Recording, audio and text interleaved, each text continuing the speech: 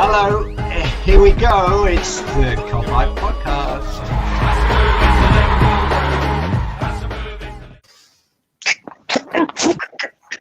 Get in!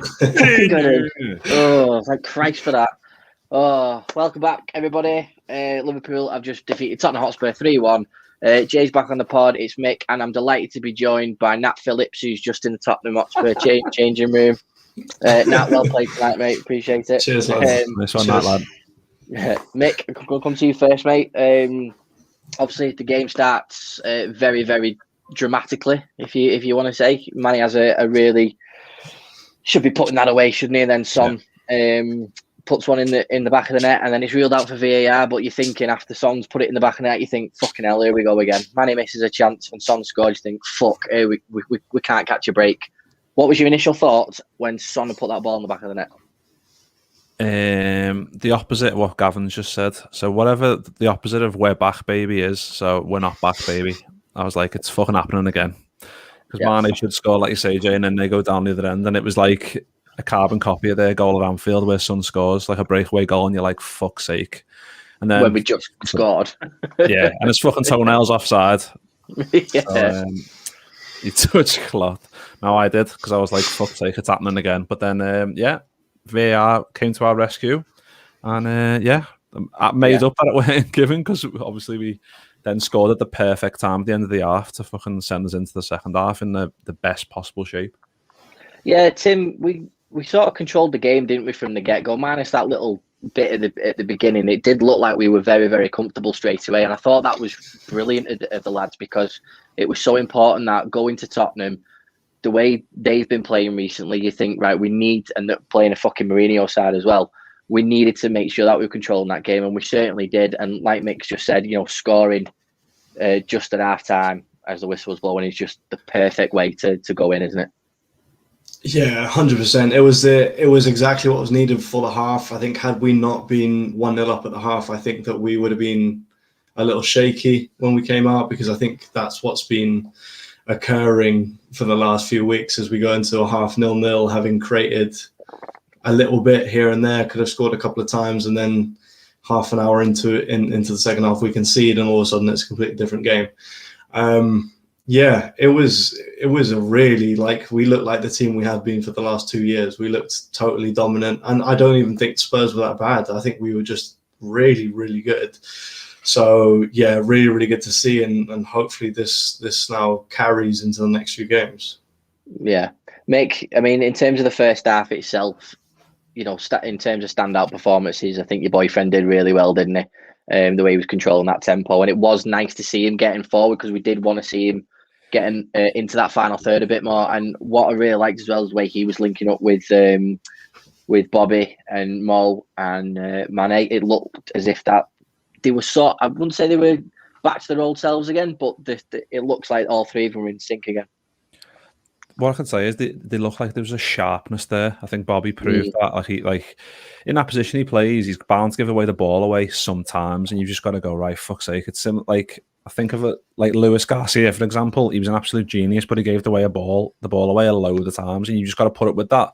If you want some creativity, you've got to take the bad with the good. That's just the way it is. But he was Thiago was just I think I was watching like a American stream, and it was like NBC, and Lee Dixon was like, I think Lee Dixon went above and beyond anything I've ever said. He was like, Thiago, the way he hits the ball, it sounds different when you're listening to it in the stadium. I was like, fucking hell, Lee, mate. I mean, I go on like, well, fucking hell, tone it down a bit. But he was top class.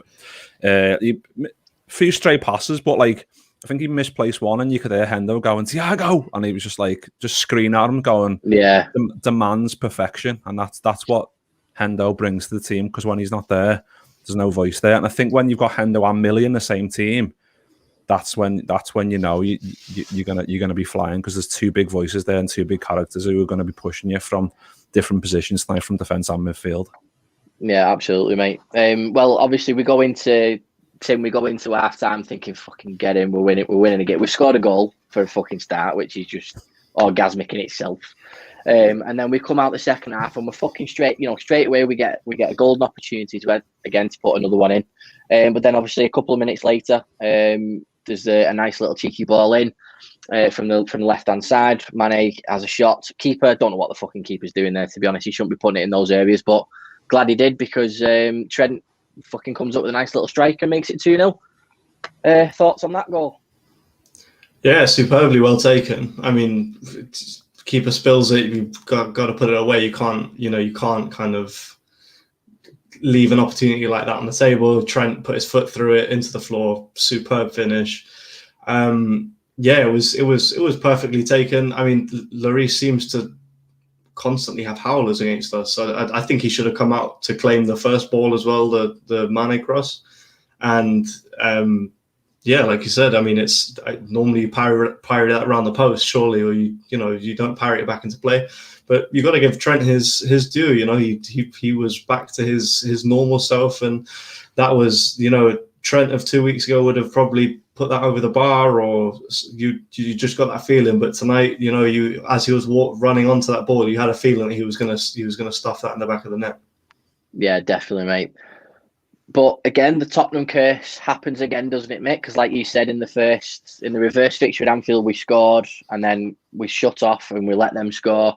Nearly happened again at the beginning of the match, and then within a couple of minutes, Højbjerg is free on the edge of the area. And to be fair to him, it's a fucking great strike.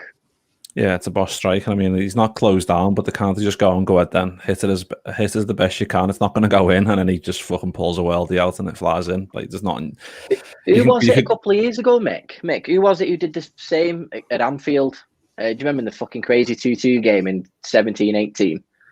Someone hit a fucking perler from the outside of the area. Wanyama? I don't know if it was. Yeah. But it just reminded me of that.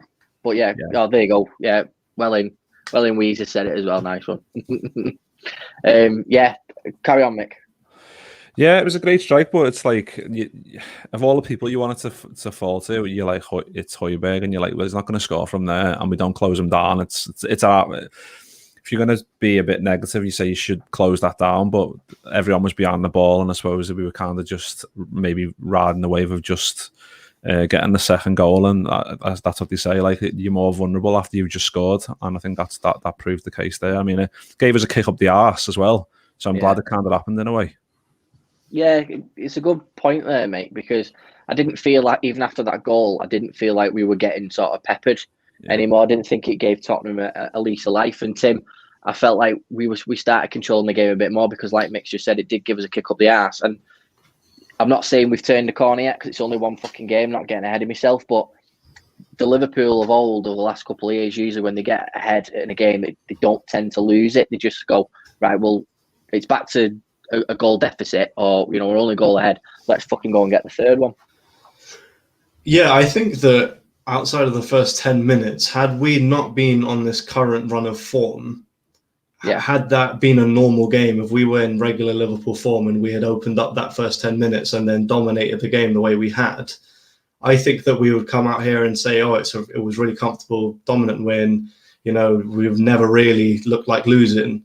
But we always, because of the current run of form, it kind of felt like, oh, this is the kind of time where we would blow a lead like this, or we'd come out and play really, really well, and something would bounce our way via a VAR call would go against us and give away a stupid goal.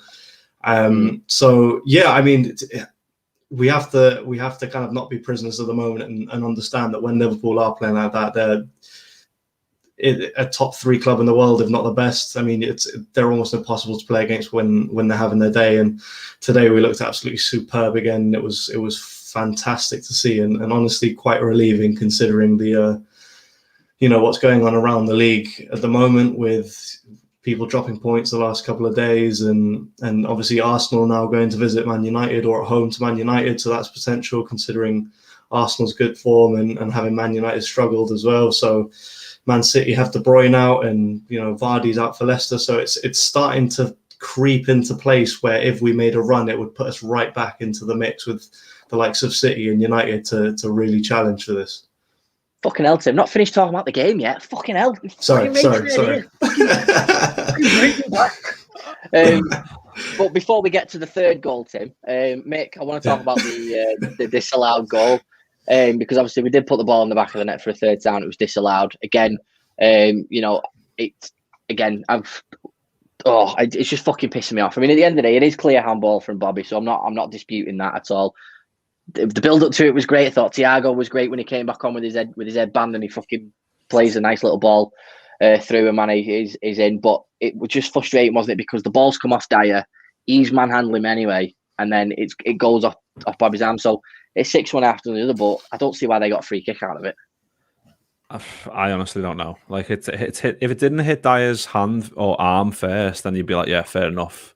But it's hit his arm, then he's getting fucking wrestled as well. So of course his arm's gonna be flailing everywhere. It hits his arm, and then we obviously Salah scores a boss goal at the end of it, and obviously it's fucking chalked off, and you're like, fuck's sake. But I'm not that. Like if it had an effect on the final result, then I'd be more pissed off. But the fact that we've won, it's not the end of the world, thankfully for us.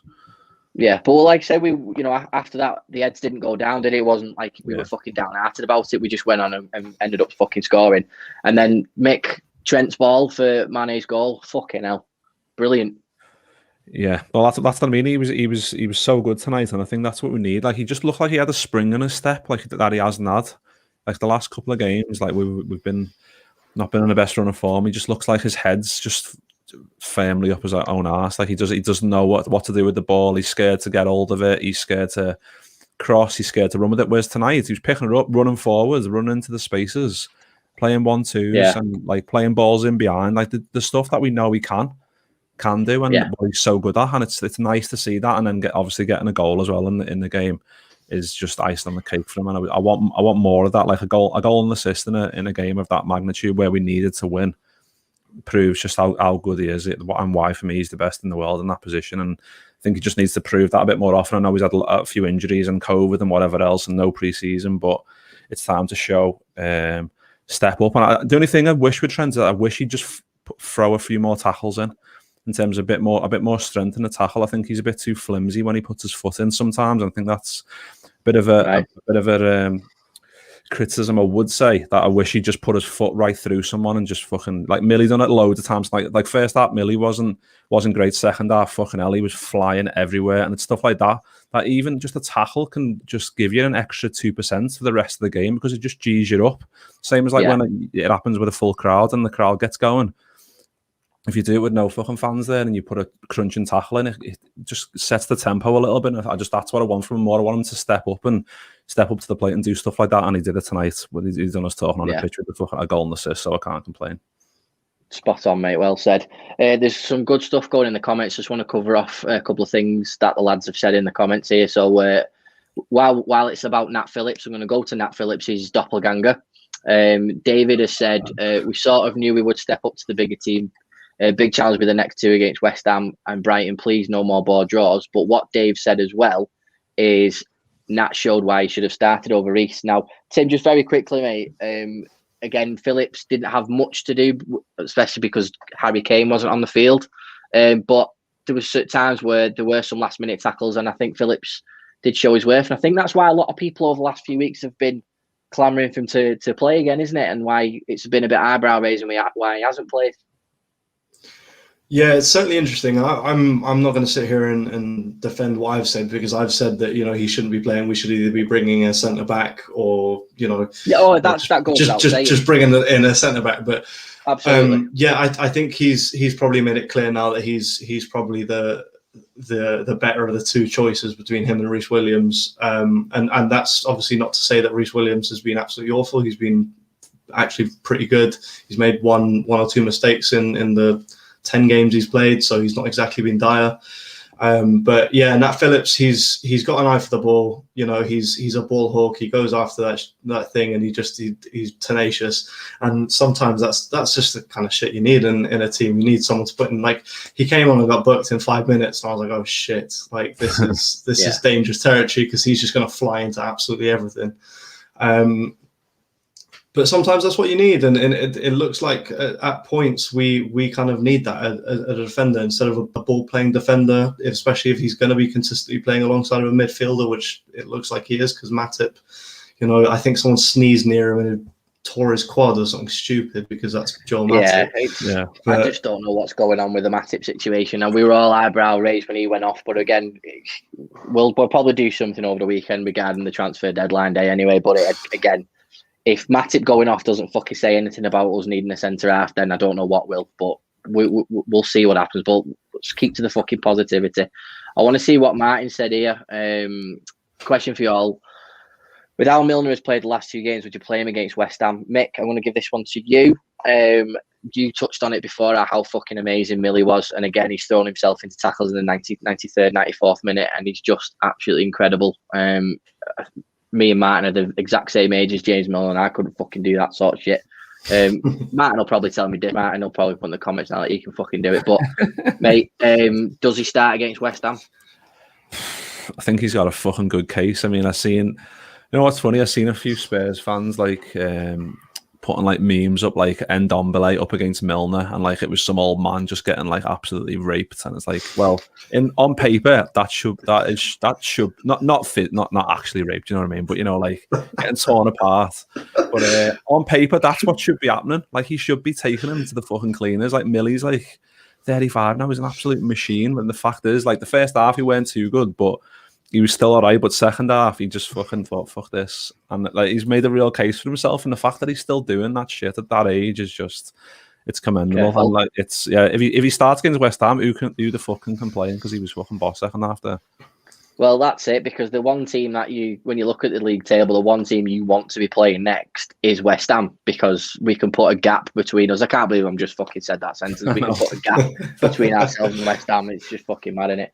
But yeah, we go into that game at the weekend now, and you just think to yourself, right, I mean, the fact that it's away anyway just pisses me off, but, you know, hopefully it doesn't have much bearing on the game with the no fans and stuff. But yeah, I think putting that gap between us and West Ham would make us feel completely better, wouldn't it, Tim, based on last Sunday's result and, you know, the way we've been feeling the last 2 weeks. Again, it's funny football, and it's funny how fucking quick it could change. And just on that, I fucking knew he'd come in and say it. Look, mate, I knew he'd say it. He probably could, to be fair, because he's a very talented footballer, is our Martin. Go on, Tim, carry on with the West Ham situation. Yeah, I mean, it's an interesting one, because they're a team in form at the moment, and it's kind of, they are the team you want to play, because at the end of the day you do want to put a bit of distance between you and them, and obviously you just want to win anyway, because continuing to climb the table at this point in the season is incredibly important. But they're a team in form, and it's away, so it's a bit stressful. And yeah, we've been good in London for the last couple of years. We don't really go to London and lose much, which is always a positive. I think the only place that's really our bogey place is Crystal Palace, and we seem to have got over that, judging off our previous performance there.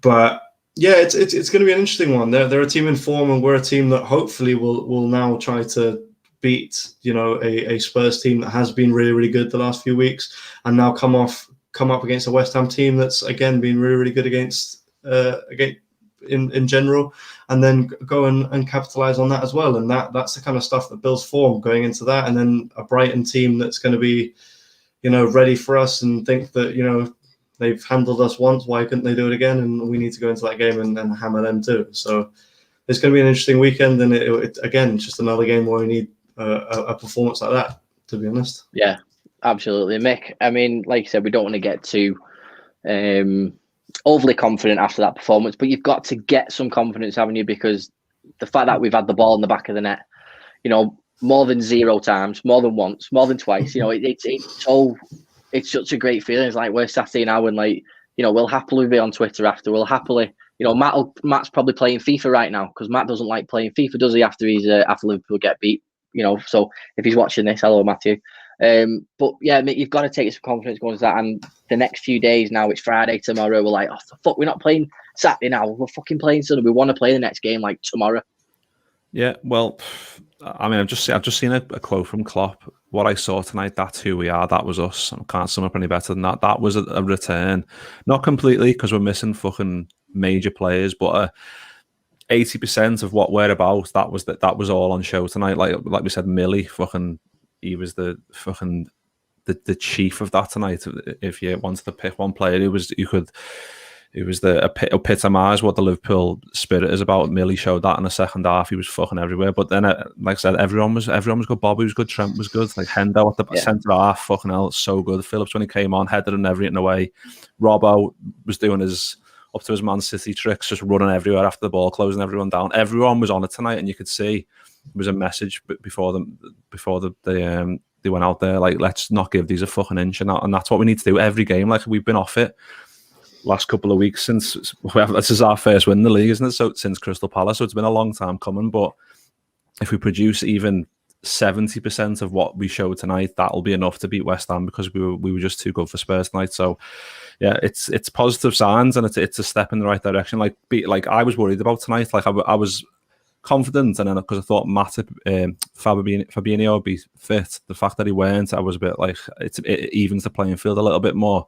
The fact that we've still gone there and beat them in the way that we did, in the manner that we did, in such a tight game against a really good Spurs team is testament to how good this team is. The fact that we're missing so many players and we can still put in a shift like that, it's just like, these players are so good, and we just need to try and replicate that performance as much as we can. If there's anything we can do, is go, right, look at that West Ham second half and just repeat that over and over for the rest of the season. I mean, we don't know what's going to come in the last 3 days transfer window wise, but I don't imagine we'll get anything, and I think the players probably know that as well. So we just need to make do. Fucking don't know what we're going to do with Matip. Just fucking wrap him in a fucking cocoon somewhere, or in a fucking rocking chair, and just sit there for a bit, mate, and chill, and you can come back in 6 weeks or whatever. But yeah, it's like Dave said. Dave said he was made of quavers, which I just thought was brilliant. So that was well, I don't know what's going to happen with the transfer window. I really don't. It is a bit of a wake up call for the owners or the club or whatever. Whoever's making the fucking decisions should just look at it and go, right, we've just lost Matip. Fabinho's out as well. I don't know what's going to happen Sunday now. We don't know what the centre back pairing been. I think Tim, you said there was like 11, 12 centre back pairings before the season. Yeah. Well, as the season started, I mean, that's how many we've had since the season started. It's fucking ridiculous. But the club's always been quiet when it comes to transfers recently since the Van Dijk incident. So who knows what's going to happen? I mean, it could be the most exciting transfer window we've had since Conor Fleanca, because that was a very exciting transfer deadline day, wasn't it? So you never know what could happen. I've got a stat here for you, Tim, that I think you'd enjoy. Liverpool have started with 11 different centre-back partnerships in 20 games. 11. That is fucking mental. Tim, did we just say that? We just said that, didn't we? Mick was clearly not listening to us. Well, we just fucking said that. Well, I mean, but then again, it's as crazy as that is. Having watched every game, it doesn't surprise me in the slightest. And look, but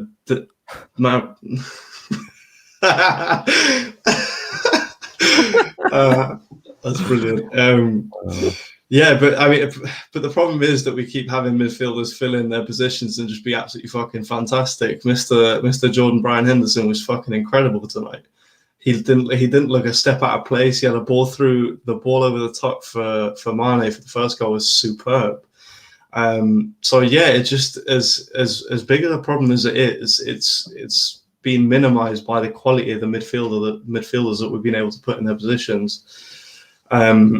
So yeah, I mean, if we can figure out a way, and I think certainly it's I mean, if Bobby can play like that every week, I don't think we're going to lose. But if we can push Thiago further up the field and have him playing and connecting the front three like he did today, it's going to allow us to.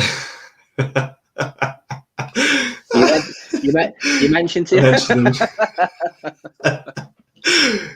But yeah, it's going to allow us to play more like the Liverpool we've been used to watching without having to stress about the centre back situation. So for me, as much as the centre back situation is still an issue, and we absolutely do need to bring in a centre back before the 31st.